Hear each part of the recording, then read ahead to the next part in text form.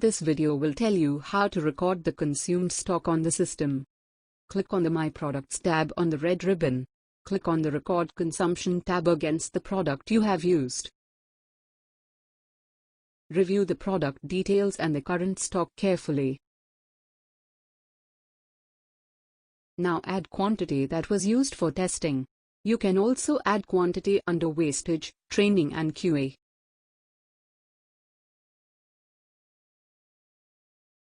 The total amount used will be auto-calculated below under total. Enter any remarks if required.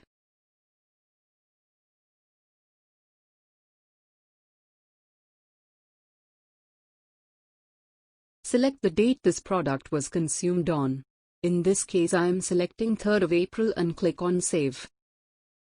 You'll be able to see the revised available quantity after consumption. You can view the history of the consumption entries recorded on the system. All stock reductions will be highlighted with a minus sign.